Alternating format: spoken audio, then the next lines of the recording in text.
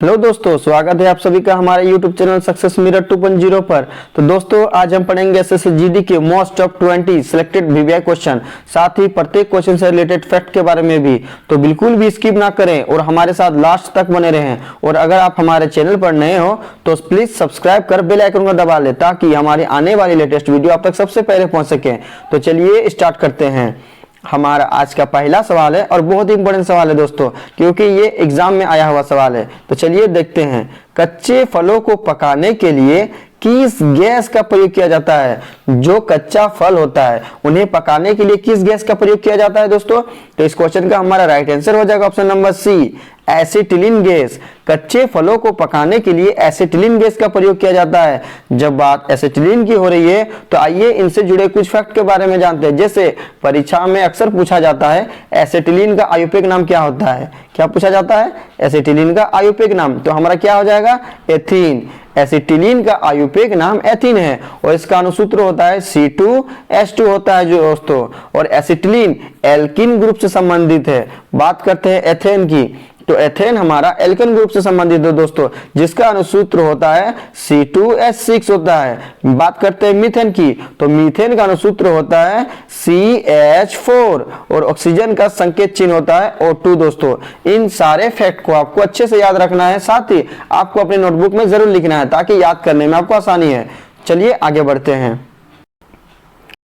हमारा अगला सवाल है और बहुत ही इंपॉर्टेंट सवाल है दोस्तों, क्योंकि इन पॉइंट्स अक्सर कई सारे एग्जाम में क्वेश्चन पूछे जाते हैं। साथ ही आज हम जो आपसे टॉप 20 क्वेश्चन डिस्कस करने वाले हैं वो आपके एग्जाम के लिए टॉप सिलेक्टेड क्वेश्चन है, जो अक्सर आपके एग्जाम में पूछा जाता है। तो बिल्कुल भी स्किप नहीं करना है और लास्ट तक बने रहना है, और साथ ही सभी बताए गए पॉइंट को अच्छे से सुनना है और लिखना है, जिससे आपकी तैयारी और बेहतर हो सके। तो चलिए आगे बढ़ते हैं। हमारा आज का अगला सवाल है, निम्नलिखित एंजाइमों में से कौन सी एक मंड या स्टार्च की पाचक है? तो क्वेश्चन हमसे पूछना चाह रहा है कि किस एंजाइम को मंड या स्टार्च का पाचक है दोस्तों। तो हमारा इसका राइट आंसर हो जाएगा option number C, ptyalin. Ptyalin नामक एंजाइम मंड और स्टार्च के पाचन में सहायक होता है। जब बात टाइलिन की हो रही है तो आइए इनसे जुड़े कुछ फैक्ट के बारे में जानते हैं। जैसे टाइलिन कहाँ पाया जाता है? अक्सर पूछा जाता है कि टाइलिन कहाँ पाया जाता है, तो टाइलिन लार में पाया जाता है।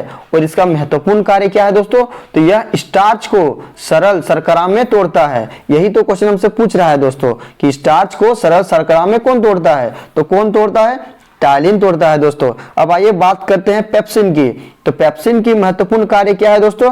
तो भोजन में जो प्रोटीन को पेप्टाइड में बदलता है वो पेप्सिन का कार्य करता है दोस्तों। क्या करता है? भोजन में उपस्थित प्रोटीन को पेप्टाइड में यह बदल देता है। बात की जाए रेनिन की, तो रेनिन का महत्वपूर्ण कार्य क्या है दोस्तों? कि ये ब्रिक द्वारा रक्त सोडियम के स्तर को नियंत्रित करने के लिए उत्पादित किया जाता है। क्या किया जाता है? रेनिन ब्रिक द्वारा जो रक्त सोडियम के स्तर को नियंत्रित करता है वो रेनिन करता है। साथ ही रेनिन का एक और इंपॉर्टेंट कार्य है दोस्तों, यह दूध में उपस्थित प्रोटीन जिसे केसिन कहा जाता है उसे केसिनोजन में परिवर्तित कर उसको पाचन करने में सहायक होता है दोस्तों। अब बात करते हैं ट्रिप्सिन की। तो ट्रिप्सिन का एक बहुत ही इंपॉर्टेंट रोल है दोस्तों। यह एक प्रकार का एंजाइम है जो प्रोटीन के पाचन में सहायक होता है। अक्सर एग्जाम में यह क्वेश्चन पूछा जाता है कि कौन सा एंजाइम प्रोटीन के पाचन में सहायक होता है। तो कौन सा एंजाइम प्रोटीन के पाचन में सहायक होता है दोस्तों? तो हमारा हो जाएगा ट्रिप्सिन। ट्रिप्सिन एंजाइम प्रोटीन के पाचक में सहायक होता है। इन सभी पॉइंट को आपको अच्छे से अपने नोटबुक में लिखना है दोस्तों, ताकि याद करने में आपको सुविधा हो। तो चलिए आगे बढ़ते हैं। हमारा अगला सवाल है, इंडियन ट्रेड यूनियन कांग्रेस की स्थापना कब हुई थी? तो इंडियन ट्रेड यूनियन कांग्रेस की स्थापना कब हुई थी दोस्तों? तो इस क्वेश्चन का हमारा राइट आंसर हो जाएगा ऑप्शन नंबर ए, 3 मई 1947। 3 मई 1947 को इंडियन ट्रेड यूनियन कांग्रेस की स्थापना हुई थी। साथ ही इसके संस्थापक कौन थे? तो सरदार वल्लभ भाई पटेल थे दोस्तों। क्या हो जाएगा? सरदार वल्लभ भाई Patel Indian trade union Congress की स्थापना की थी दोस्तों। चलिए आगे बढ़ते हैं। हमारा अगला सवाल है, लेजर के प्रयोग से की जाने वाली 3D इमेजिंग प्रक्रिया क्या कहलाती है? तो लेजर के प्रयोग से की जाने वाली 3D इमेजिंग प्रक्रिया क्या कहलाती है? तो इस क्वेश्चन का राइट आंसर हो जाएगा option number A, holography. Laser के प्रयोग से की जाने वाली 3D प्रक्रिया होलोग्राफी कहलाता है। हमारा अगला सवाल है और बहुत ही इंपॉर्टेंट सवाल है दोस्तों, क्योंकि ये क्वेश्चन बार बार एग्जाम में रिपीट किया जाता है और ये बहुत ही इंपॉर्टेंट क्वेश्चन है दोस्तों। तो चलिए देखते हैं, भारत में फलोदानों का स्वर्ग किस राज्य को कहा जाता है? तो भारत में फलोदानों का स्वर्ग किस राज्य को कहा जाता है दोस्तों? तो इस क्वेश्चन का हमारा राइट आंसर हो जाएगा ऑप्शन नंबर सी, सिक्किम।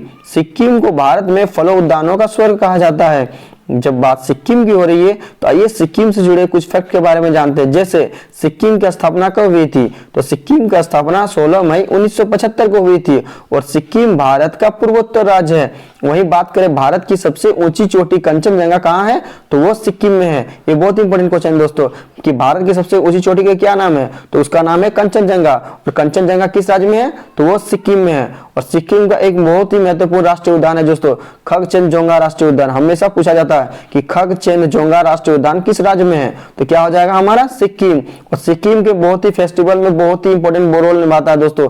वहां का जो फेस्टिवल और महोत्सव है दोस्तों, ये अक्सर एग्जाम में पूछा जाता है। जैसे सागा दावा का त्योहार, लोसार महोत्सव, बुमचू का त्योहार, ये तीनों ही त्योहार अक्सर एग्जाम में पूछा जाता है दोस्तों। तो आपको एकदम याद रखना है कि सागा दावा का त्योहार अगर पूछ दे कि सागा दावा का त्योहार कहाँ मनाया जाता है? तो सिक्किम। या पूछा जाए लोसार महोत्सव कहाँ मनाया जाता है या बुमचू का त्योहार कहाँ मनाया जाता है? तो क्या हो जाएगा हमारा? सिक्किम हो जाएगा। साथ ही एक भारतीय फुटबॉलर जो बहुत ही प्रसिद्ध है, बाइचुंग भूटिया का संबंध किस राज्य से? अक्सर पूछा जाता है बाइचुंग भूटिया का संबंध किस राज्य से है? तो क्या हो जाएगा हमारा?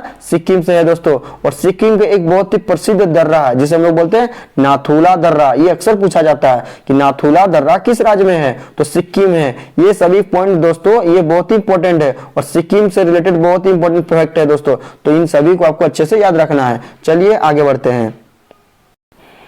हमारा अगला सवाल है और बहुत ही इंपॉर्टेंट सवाल है दोस्तों, क्योंकि सर्वोच्च न्यायालय से अक्सर एक क्वेश्चन पूछा जाता है दोस्तों। तो ये टॉपिक भी हमारे लिए बहुत ही इंपॉर्टेंट है। तो चलिए देखते हैं, सर्वोच्च न्यायालय के नियम किस अनुच्छेद में वर्णित है? तो सर्वोच्च न्यायालय के नियम किस अनुच्छेद में वर्णित है दोस्तों?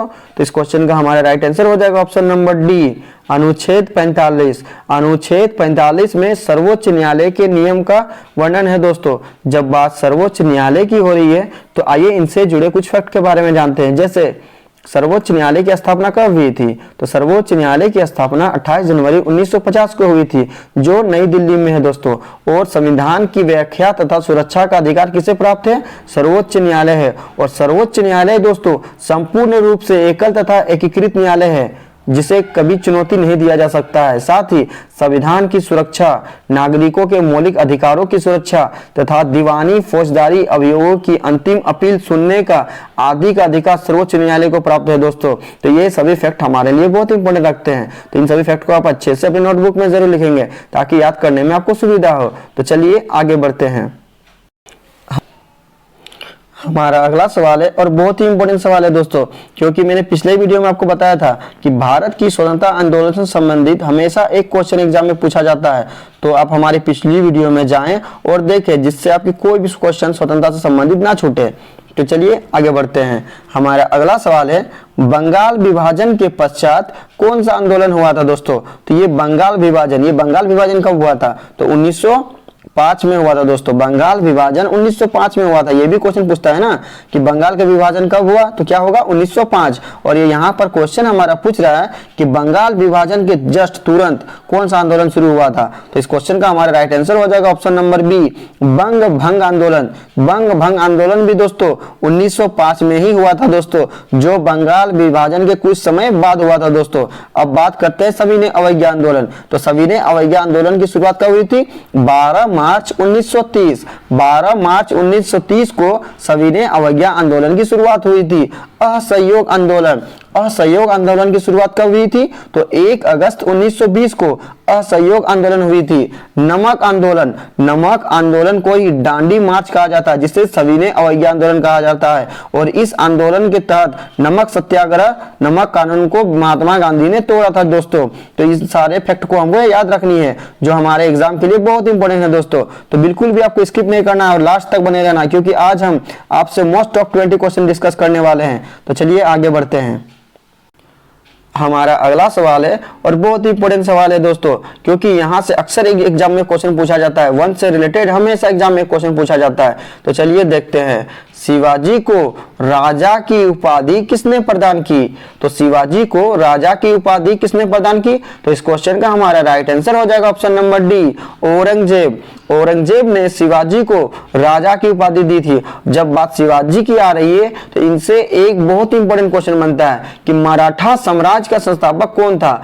मराठा साम्राज्य का संस्थापक कौन था? तो क्या हो जाएगा हमारा? शिवाजी हो जाएगा दोस्तों, ये आपको याद रखनी है। अब आइए बात करते हैं औरंगजेब से। तो औरंगजेब से रिलेटेड एक क्वेश्चन हमेशा एग्जाम में पूछा जाता है कि किस शासक को जिंदा पीर कहा जाता है? तो किस शासक को जिंदा पीर कहा जाता है? औरंगजेब को कहा जाता है दोस्तों। साथ ही औरंगजेब ने सिखों के 9वें गुरु गुरु तेग बहादुर की हत्या करवाई थी दोस्तों। ये भी क्वेश्चन पूछा जाता है कि सिखों के 9वें गुरु गुरु तेग बहादुर की हत्या किस शासक ने करवाई थी? तो क्या हो जाएगा हमारा?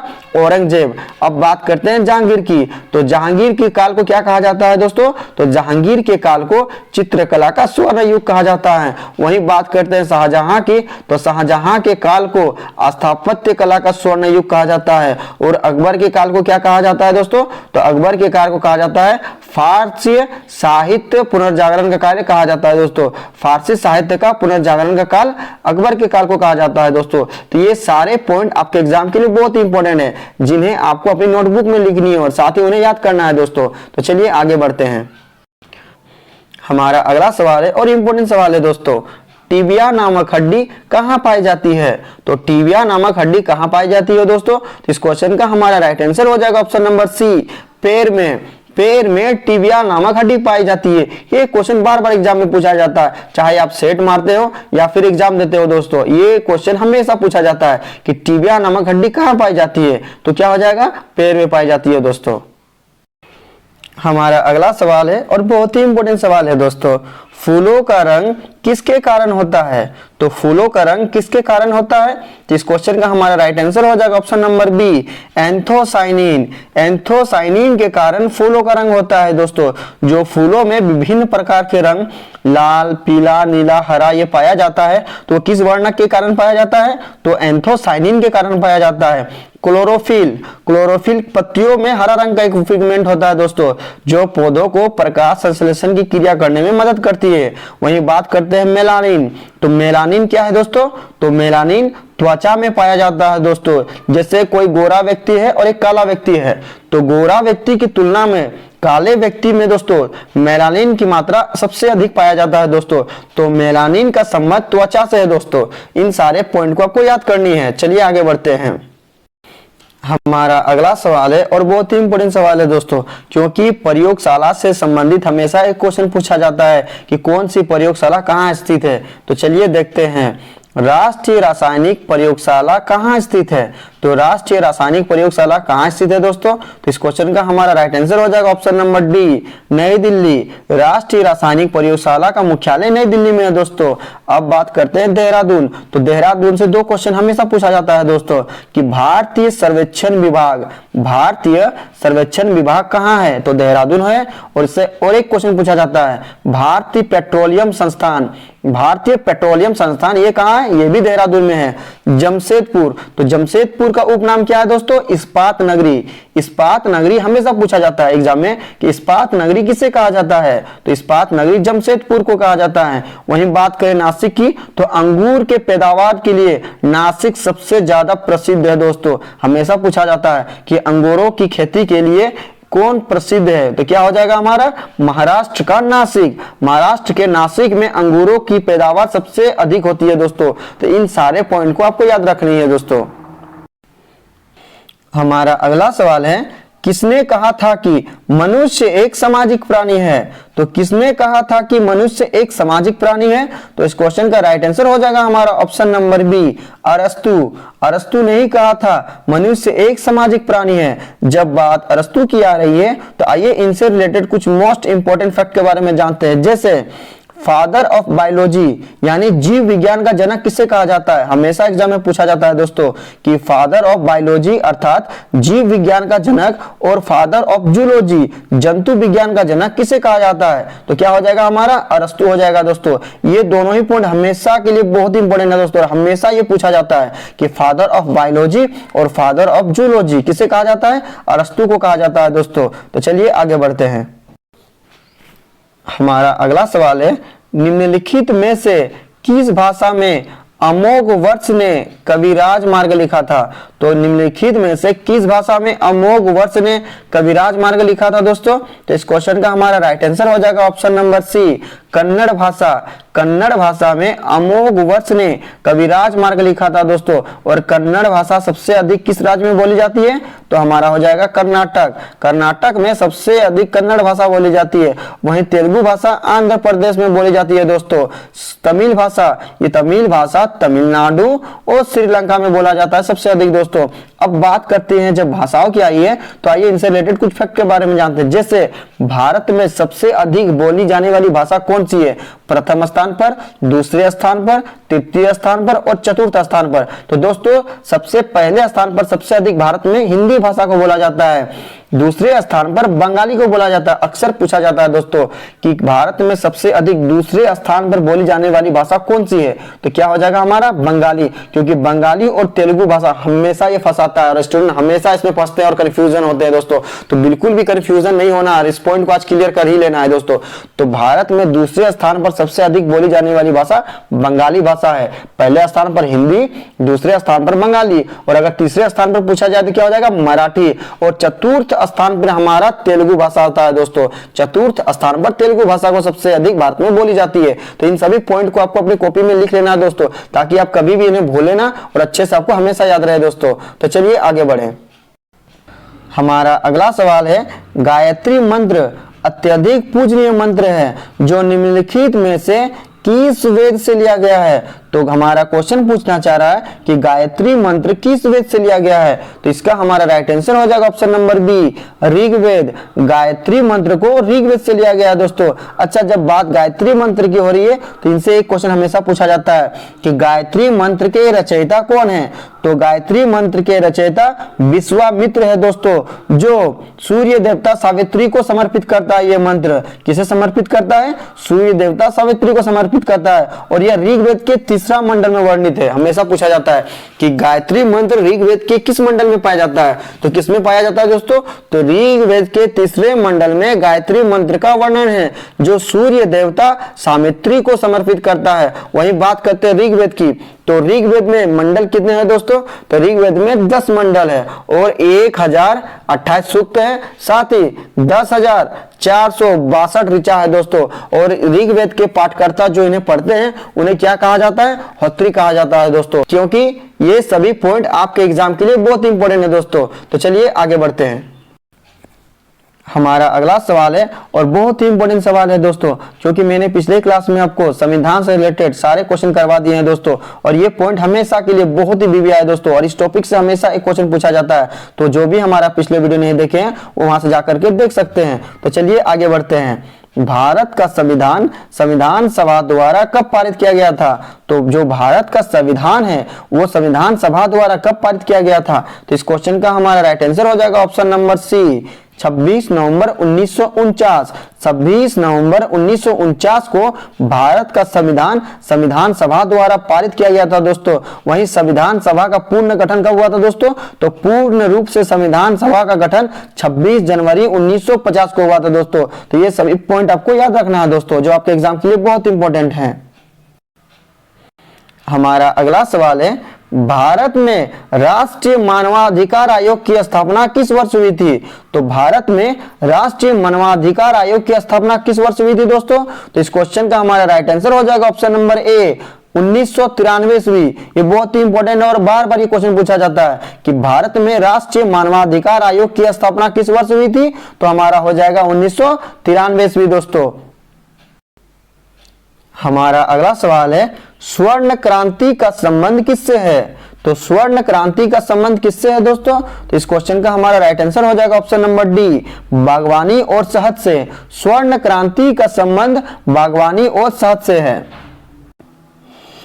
हमारा अगला सवाल है और बहुत ही इंपॉर्टेंट सवाल है दोस्तों, क्योंकि ये क्वेश्चन बार बार एग्जाम में पूछा जाता है दोस्तों, और इसे बार बार रिपीट भी किया जाता है। तो चलिए देखते हैं। निम्नलिखित वित्तीय साधनों में से किसे प्लास्टिक मनी कहा जाता है? तो प्लास्टिक मनी किसे कहा जाता है दोस्तों? तो इस क्वेश्चन का हमारा राइट आंसर हो जाएगा option number B, credit card. Credit card को प्लास्टिक मनी कहा जाता है दोस्तों, और ये क्वेश्चन बार बार एग्जाम में पूछा जाता है। हमारा अगला सवाल है, ऑप्टिकल फाइबर का आविष्कार किसने किया था? तो ऑप्टिकल फाइबर का आविष्कार किसने किया था दोस्तों? तो इस क्वेश्चन का हमारा राइट आंसर हो जाएगा option number B, Narinder Kapany. Narinder Kapany ने ऑप्टिकल फाइबर का आविष्कार किया था। आज का हमारा अंतिम प्रश्न है, और अंतिम प्रश्न में जाने से पहले दोस्तों हम आपको बताना चाहते हैं कि आज हमने जो भी टॉप 20 क्वेश्चन डिस्कस किया दोस्तों, वो सभी आपके एग्जाम के लिए टॉप सिलेक्टेड क्वेश्चन है दोस्तों, जो अक्सर आपके एग्जाम में पूछा जाता है, और कई सारे पॉइंट बताए जो सभी पॉइंट आपके एग्जाम के लिए बहुत इंपॉर्टेंट है दोस्तों। तो सभी क्वेश्चंस और सभी पॉइंट को आपको अच्छे से अपने नोटबुक में लिखना है दोस्तों। साथ ही आप हर रोज एक मॉक टेस्ट का प्रैक्टिस किया करें दोस्तों, क्योंकि मॉक टेस्ट लगाने से एग्जाम में आपकी समय की बचत होगी और आप अच्छे से अच्छे क्वेश्चन को अटेम्प्ट कर पाएंगे और अपने मार्क्स को बढ़ा पाएंगे दोस्तों। तो चलिए देखते हैं, आज का हमारा अंतिम प्रश्न है, निम्न में से किसे गॉड कण के रूप में जाना जाता है? तो निम्न में से किसे गॉड कण के रूप में जाना जाता है दोस्तों? ये बहुत ही इंपॉर्टेंट सवाल है, हमेशा पूछा जाता है कि किस कण को गॉड कण के रूप में जाना जाता है दोस्तों। तो इस क्वेश्चन का हमारा राइट आंसर हो जाएगा option number C, Higgs boson. Higgs boson को दोस्तों गॉड कण के रूप में जाना जाता है दोस्तों। साथ ही आप जो भी हमारे चैनल पर नए हैं दोस्तों, वो प्लीज हमारे चैनल को सब्सक्राइब करना ना भूलें दोस्तों, क्योंकि हम ऐसे ही टॉप सिलेक्टेड क्वेश्चन आपके एग्जाम के लिए, जीडी के लिए दोस्तों ला रहे हैं और लाते रहेंगे दोस्तों, क्योंकि इस बार आपको जीडी करेक्ट करनी है, तो हमारे साथ आपको लास्ट तक बने रहना है दोस्तों। तो चलिए आगे बढ़ते हैं। अब लास्ट वीडियो के क्वेश्चन का आंसर। लास्ट वीडियो में मैंने आपसे क्वेश्चन पूछा था कि महान वैज्ञानिक आर्किमिडीज किस देश से संबंधित है? तो महान वैज्ञानिक आर्किमिडीज किस देश से संबंधित है दोस्तों? तो इस क्वेश्चन का हमारा राइट आंसर ऑप्शन डी था, ग्रीस। और लगभग सभी स्टूडेंट ने इसका सही जवाब दिया, और मोस्टली स्टूडेंट ने इसके बारे में डिटेल्स में लिखा। तो मैं आपको फिर बोलूंगा कि क्वेश्चन के बारे में आपको जितना ज्यादा से ज्यादा पता हो उन्हें आप लिखा करो, क्योंकि आप जितना लिखोगे दोस्तों उतना आपको बेहतर और अच्छी तरीके से याद होगा दोस्तों। तो चलिए आगे बढ़ते हैं। अब आज के लिए आपका सवाल दोस्तों, आज का सवाल है, सबसे अधिक विद्युत ऋणात्मक तत्व कौन सा है? बहुत ही इंपॉर्टेंट सवाल है दोस्तों, और आपको बहुत ही अच्छी तरीके से और डिटेल्स में इसका जवाब लिखना है हमारे कमेंट सेक्शन में दोस्तों। तो 4 ऑप्शन दिया गया है, राइट आंसर आपको कमेंट सेक्शन में लिखना है दोस्तों। साथ ही आप हमारे 20 क्वेश्चन में कितना अटेम्प्ट कर पाए वो भी हमारे कमेंट बॉक्स में जरूर लिखे, और कोई भी टॉपिक से अगर रिलेटेड आपको संबंधित कोई भी जानकारी लेनी है दोस्तों, वो भी कमेंट सेक्शन में जरूर लिखेंगे दोस्तों। आई होप दोस्तों आपको हमारी वीडियो पसंद आई है, तो please like, share and subscribe पर बेल आइकन को दबा लेंगे, ताकि हमारे आने वाले लेटेस्ट वीडियो आप तक सबसे पहले पहुंच जाएगा। तो चलिए मिलते हैं नेक्स्ट वीडियो में, तब तक के लिए बाय बाय, टेक केयर।